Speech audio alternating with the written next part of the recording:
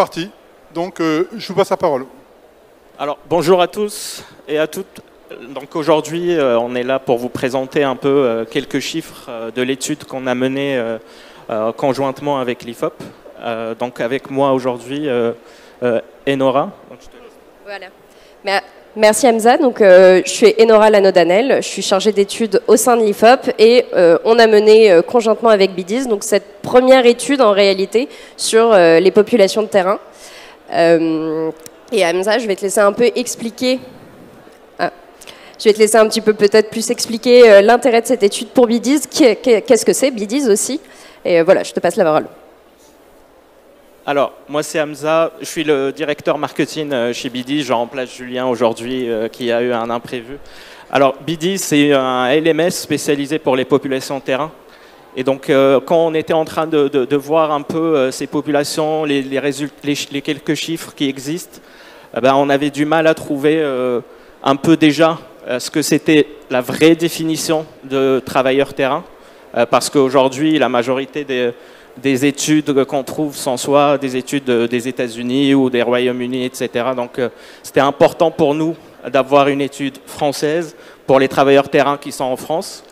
Le deuxième point aussi qui était important, c'est de mieux comprendre le besoin de ces populations terrain, un peu ce qu'ils font, les défis qu'ils rencontrent, la formation, comment ils la voient, etc.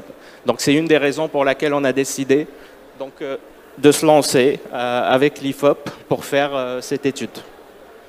Donc le premier point qui va être important, c'est quel est le portrait robot des travailleurs terrain. Donc, oui, parce que, bon, travailleurs terrain, on en a tous un peu une conception qui nous vient naturellement en tête. Le premier, en fait, enseignement de cette étude, c'est qu'il y a un peu deux types, finalement, de travailleurs terrain. Il y a ceux auxquels on s'attend, c'est-à-dire ceux qui travaillent hors d'un bureau. On peut penser à des vendeurs en magasin, des caissiers, des caissières. Mais il y a aussi ceux qui vont travailler derrière un bureau, mais qui sont en réalité aussi, j'ai envie de dire, sur le terrain. Par exemple, des formations professionnelles, je vais penser aux personnes qui font des enquêtes par téléphone, où techniquement, ils travaillent sur le terrain, mais oui, de fait, ils sont aussi derrière un bureau. Et c'est une distinction qui va être très opérante tout au long de cette étude, parce que par exemple, sur le fait d'avoir reçu au moins une formation au cours des 6 dernières années, donc on voit qu'on a des pourcentages qui sont élevés, quel que soit le type de travailleur de terrain. Hein. On est sur 72% pour les travailleurs hors bureau, 84% pour les travailleurs bureau. Bon, après, vous me direz, c'est aussi une obligation légale de former les collaborateurs au moins une fois tous les 6 ans. Mais ce qui va être intéressant à voir, c'est ce décalage. C'est-à-dire que ceux qui, quand même, ont un bureau, un poste de travail fixe, j'ai envie de dire peut-être un peu plus traditionnel, sont plus nombreux à être formés que ceux qui travaillent hors bureau. Et ça, c'est quelque chose qu'on va pouvoir voir tout au long de la présentation de cette étude, souvent lié à des schémas un peu classiques de formation, des formations en présentiel, plus difficiles à organiser pour les travailleurs hors bureau, des travailleurs qui, petite side note, sont davantage formés à la sécurité, parce que bon, dans les travailleurs hors bureau, on retrouve pas mal aussi d'ouvriers.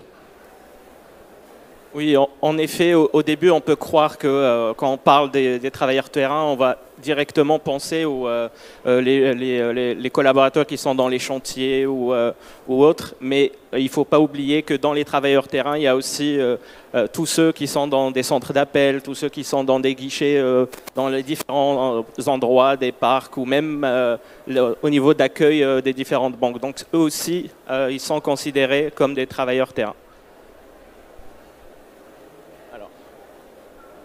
Alors là, il y a une petite définition de notion de travailleur terrain.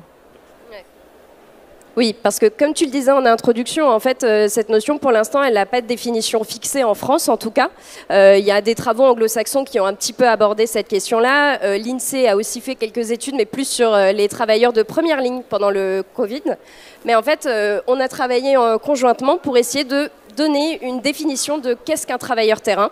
Et on a vu que pour nous, la quintessence, c'était les collaborateurs qui ont une position de travail non bureautique, en tout cas pas exclusivement bureautique, mais aussi dont les tâches constituent le cœur de l'activité de l'entreprise, soit sur la phase productive, donc on peut penser donc, aux ouvriers sur des lignes de production, soit dans la phase commerciale, et là on peut penser aux commerciaux qui vont peut-être se balader, j'ai envie de dire parcourir la France pour vendre leurs produits.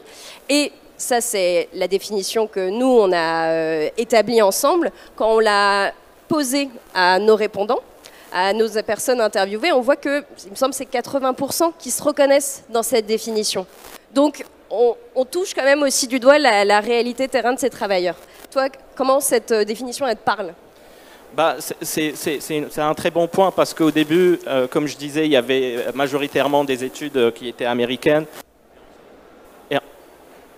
Et on se retrouvait avec des notions de deskless workers ou frontline workers qui les deux se conjoignaient et ça pouvait être contradictoire. Donc c'était important vraiment. C'était important de vraiment trouver la bonne définition qui allait regrouper un peu tout ça. Alors, après, un des points les plus importants, là, on vous montre quelques chiffres clés. Après, dans l'étude, il y a pas mal d'autres chiffres à aller voir. Le premier point, c'était l'intérêt principal de la formation. Ici, ce qu'on peut penser, c'est que les travailleurs terrain n'ont pas vraiment, on va dire, d'intérêt ou ils ne sont pas intéressés par la formation. Alors là, les chiffres montrent à peu près le contraire. On montre que la formation, c'est un point qui les intéresse. La formation, ça reste un point très important pour eux. Et le problème peut-être, ou la question qu'on devrait se poser au final, c'est est-ce que ce n'est pas nous qui leur offrons des formations qui ne sont pas adaptées à leur réalité. Donc, oui, pour commenter un peu les chiffres qui sont affichés, en fait, on voit que donc, pour 98% des personnes qu'on interroge, la formation, ça renvoie à quelque chose. Dans le sens où il y en a, voilà, ça peut être majoritairement le fait d'acquérir des compétences professionnelles. La formation, elle est quand même largement vue par le prisme professionnel. Mais ce qui est intéressant, c'est de voir qu'il y en a quand même 1 sur 2 qui nous dit que cette formation, ça leur permet aussi, eux, personnellement, d'évoluer. Et c'est intéressant aussi de voir que chez les travailleurs terrain, il y a une porosité entre le champ professionnel et le champ personnel et que la formation, elle agit en fait dans ces deux parties de la vie, j'ai envie de dire, dans ces 2 volets. Et donc pour continuer sur l'intérêt de la formation, ce qu'on peut voir, c'est que parmi les travailleurs de terrain, on en a 1 sur 2 qui aujourd'hui craint de ne pas retrouver un emploi. Du fait d'un manque de compétences. C'est un chiffre qui est plus important chez les plus jeunes. Et donc, la formation, c'est aussi, j'ai envie de dire, la légèreté, le bien-être de ses salariés. Et Hamza, je te passe le micro. Alors, aussi, le paradoxe, là, c'est quand il s'agit des populations de terrain, on voit que le taux de turnover dans les entreprises le plus élevé, il concerne ces populations de terrain. Et le paradoxe, c'est que ces populations n'ont pas vraiment accès aux bonnes formations. Donc la majorité de la formation dont ils vont avoir accès, ça va être les formations obligatoires de sécurité, de différentes réglementations. Mais on ne va pas venir les aider, les former dans tout ce qui est formation sur le management, sur les soft skills, etc. Et donc c'est un des points les plus importants qu'on a pu relever sur ce point-là. Et pour terminer sur une note un petit peu positive, le dernier chiffre qui est en bleu, en fait, c'est de montrer que les travailleurs terrain qui ont suivi plus de 6 formations ces 6 dernières années, donc qui sont formés régulièrement, sont bien moins nombreux à craindre. En fait, c'est 64% de ces travailleurs terrain-là qui ne craignent pas de ne pas pouvoir retrouver un emploi. Et la suite de l'étude montre aussi que former, ça ne veut pas forcément dire que vos collaborateurs vont partir ailleurs parce qu'ils seront devenus plus compétents. C'est aussi un véritable levier d'engagement, de fidélisation, d'attractivité. Mais bon, on y reviendra un poil plus tard. Alors, par rapport à l'accès à la formation et le mode de formation. Alors, quand on essayait de comprendre un peu c'est quoi les modes qui pouvaient les intéresser, alors le premier mode qui était assez intéressant pour eux, c'était le présentiel. Donc, d'une certaine manière, on peut imaginer que le présentiel représente un format qui n'est pas en adéquation avec leur travail de tous les jours, parce que c'est des gens qui sont en mobilité ou des gens qui sont assez occupés. Mais en fait, ce qu'il faut remarquer, c'est le présentiel est pour une histoire assez simple. Nous, on avait un client, c'est une grosse ETI dans le bâtiment il y a quelques années, où il faisait des sessions de présentiel, 2 jours de présentiel, 1 fois par trimestre. À un moment, ils se sont dit, bah là, le Covid est passé, il nous faut de la digitalisation, etc. Donc là, ils prennent une solution comme BDiz qui s'adapte à leur réalité, donc qui rejoint un peu le pourcentage là de 69%. Donc on est sur des formats qui sont assez engageants, des formats courts, il y a de la gamification, c'est aussi du contenu qui peut être disponible sur mobile à n'importe quel moment. Et malgré ça, la satisfaction, elle n'était pas là. La simple raison, c'est parce que cette entreprise a décidé de remplacer le présentiel par BDiz. Donc, le problème ici, c'est que la majorité des populations terrain ou des travailleurs terrain, ces 2 jours de présentiel représentent l'opportunité pour se retrouver tous ensemble. C'est des moments de convivialité, mais en plus que ça soit des moments de formation. Donc, venir remplacer ça par du full digital, c'est pas vraiment ce qu'il faut faire. Et donc, c'est une des raisons pour laquelle nous aussi, on pousse pour que ça soit des formats un peu plus efficaces, même faire du blended learning, que ça soit du synchrone, asynchrone, etc. Mais aussi de combiner un peu ces moments de convivialité et de formation qui vont être en présentiel avec des contenus qui vont être courts, engageants et disponibles dans n'importe quel moment et n'importe quel outil. Je te remercie. Et oui, en fait, ce qu'on peut voir, c'est que pour l'instant, la formation continue avec des contenus courts, ça reste quelque chose de plus marginal, en tout cas de moins démocratisé que la formation en présentiel. Mais voilà, il y a 69% des personnes qu'on a interrogées qui manifestent une curiosité, un intérêt pour ce mode de formation. Mais comme tu dis, oui, les chiffres sont assez clairs sur le fait que le présentiel, c'est le plus démocratisé. Il y a un attachement au présentiel, quand bien même, dans leur expérience des formations, ils vivent un peu les limites parfois de ce format-là, que ça soit donc oui en termes d'organisation logistique, mais aussi de temps, d'organisation de la charge de travail. Et si on passe ensuite sur la slide suivante, ce qui est aussi intéressant de voir, c'est qu'on leur a demandé si pour eux l'apprentissage le plus efficace, c'est la transmission entre pairs ou la formation classique. Et là, pour le coup, c'est la transmission entre collègues qui prévaut, en fait. Et ça, pour le coup, quel que soit l'âge, le secteur, le type de travail, tous disent qu'ils apprennent mieux, en tout cas, ils apprennent plus efficacement entre collègues. Donc, c'est aussi donc, de se dire que l'idée, c'est pas de remplacer la formation, les formations données par les employeurs par la formation entre pairs, mais c'est qu'il y a aussi un potentiel à exploiter, et je vais te laisser la main.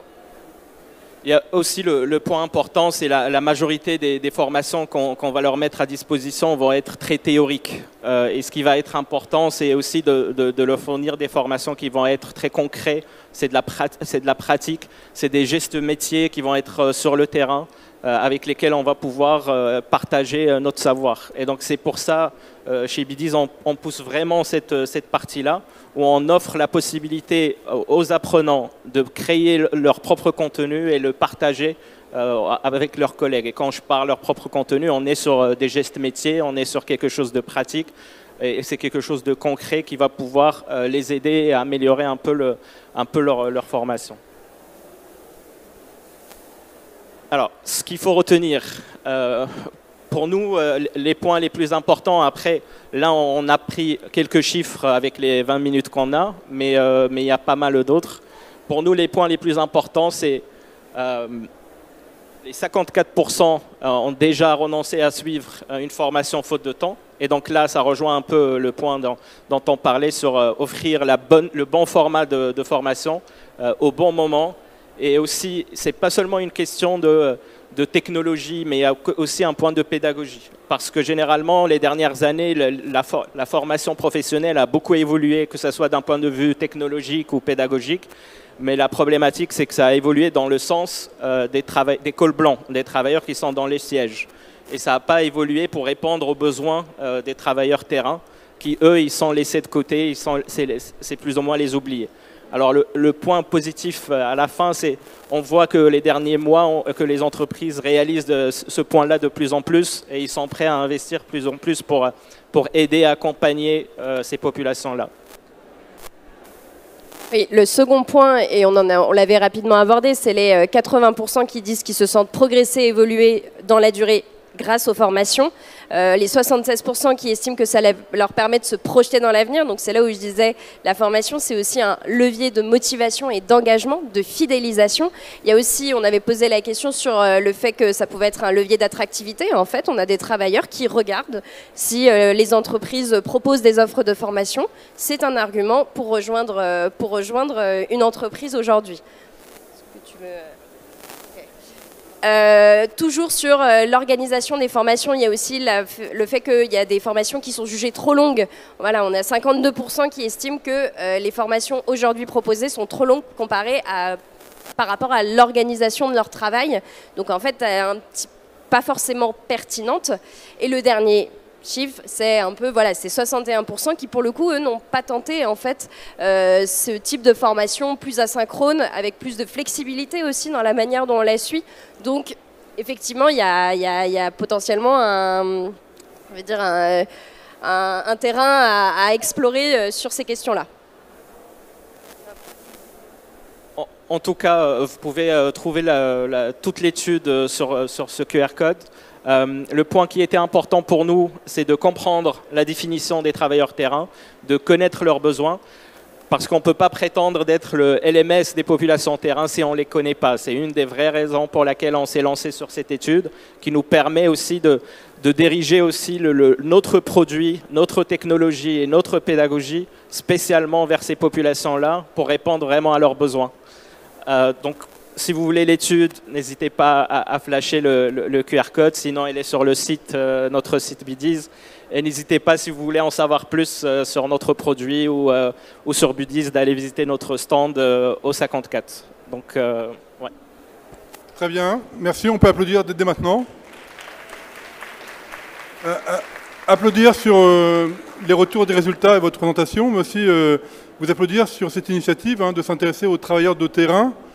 Ça fait 40 ans que je bosse dans le secteur et c'est la première fois que j'ai un regard aussi précis d'une population importante sur différents secteurs d'activité que vous avez bien décrits et qui nous donnent un retour. Alors maintenant, je me retourne vers la salle pour savoir s'il y a des questions. Il suffit, comme la dernière fois, de lever la main et j'arrive avec un micro qui marche à peu près pour vous donner la possibilité de poser des questions. Moi, j'en ai 17 dans mon cerveau. Qui veut commencer ?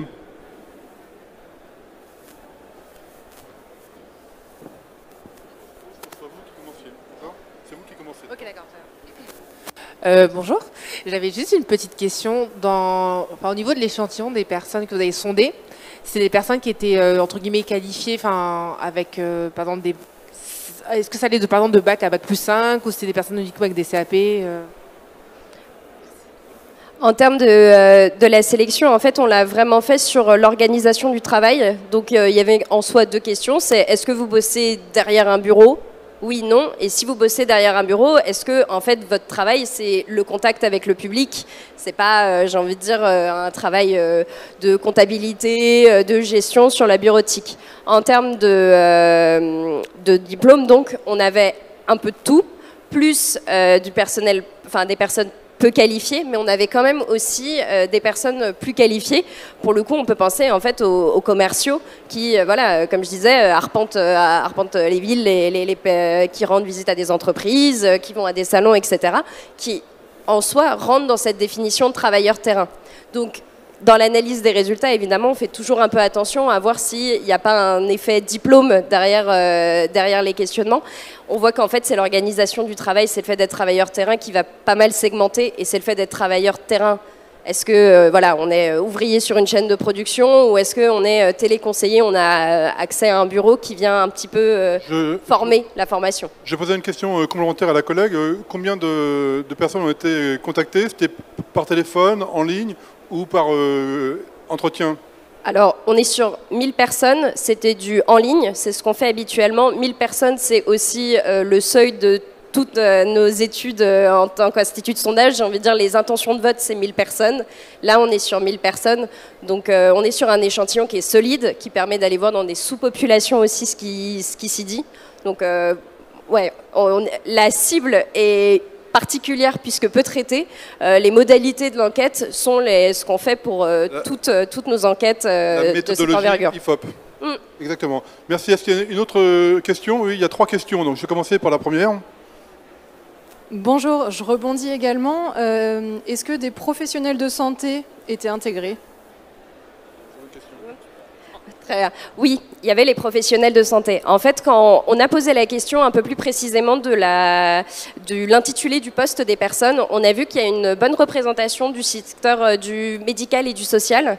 On a aussi une forte présence d'ouvriers, de vendeurs, de caissiers, mais on a aussi eu c'était intéressant d'un peu dérouler parce qu'on a eu des postes auxquels on ne pensait pas forcément. On a eu des douaniers, des chauffeurs de taxi, des éducateurs spécialisés. Enfin, en fait, c'est une population qui est très large.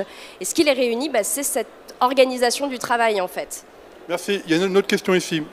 En tout cas, il y a une transparence totale sur qui a été sondé et vous trouverez tous ces chiffres-là sur l'étude. Dès le début, on précise le pourcentage de chaque catégorie. Merci beaucoup.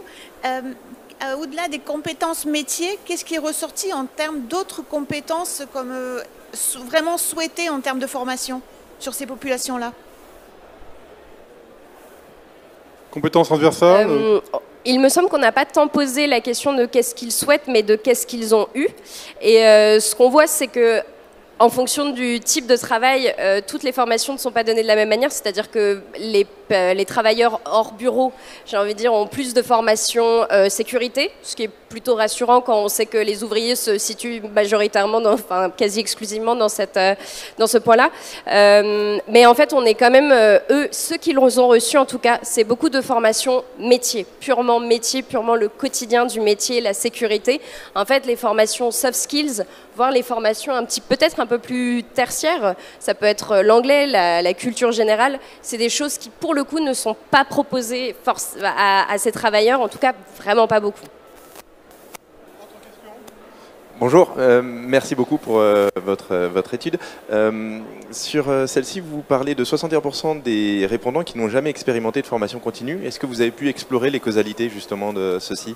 Est-ce que, je pense que j'ai une supposition, mais est-ce que l'accessibilité justement aux outils digitaux a été explorée? L'accessibilité aux outils digitaux, aux différents outils moyens pour pouvoir le faire. Sur les questions, sur la partie technologique, on était plus sur les formats qu'ils ont pu recevoir. On n'est pas rentré de mémoire dans les détails sur les points de l'accessibilité en général. Est-ce qu'on peut dire que les résultats de votre étude, c'est un plaidoyer pour la multimodalité? Oui, je dirais oui. Surtout sur ce qui était vraiment surprenant pour nous, c'est ce qui peut être lu comme une contradiction. D'un côté, que le présentiel n'est pas adapté parce que c'est lent, les formats, c'est théorique, etc. Et de l'autre côté, ça reste le format qu'ils apprécient le plus. Donc je pense que juste pour ça, c'est important d'avoir une multimodalité. Ultime question, dans la multimodalité, j'ai senti comme un axe vers l'usage de l'ordiphone ou du téléphone portable. Est-ce que je me trompe ou pas? Oui, clairement, c'était important pour eux d'avoir de la technologie qui s'adapte plus à leur journée et d'avoir surtout de la formation qu'ils vont pouvoir utiliser tous les jours, en quelques minutes. Ils apprennent des gestes métiers, ils s'informent aussi. Il n'y a pas que seulement que l'information, il y a aussi l'information sur certains points. Donc, alors, Enora, le mot de la fin, mais vraiment le mot de la fin. Très bien, mais si je vais très vite, en fait, on avait présenté cette étude lors d'un webinaire avec un RH qui avait travaillé dans des boîtes avec majoritairement des travailleurs terrain, et il avait parlé de cette difficulté d'accès au numérique en disant, en fait, si c'est la tablette du magasin, en fait, la tablette du magasin, elle sert aussi aux clients qui doivent s'inscrire, donc suivre une formation dessus, c'est pas forcément adapté, et c'est là où, oui, le passage sur le téléphone semble plus correspondre. Pardon. Stop. Non, un dernier mot. Alors, Non. Ça rejoint un peu ce qu'on a fait aussi chez BD sur les modalités d'accès à la plateforme. Donc il n'y a pas seulement l'adresse mail, on peut accéder au contenu et le compte de différentes manières. Tous, rendez-vous sur le stand O54. O54. Un grand merci. Merci.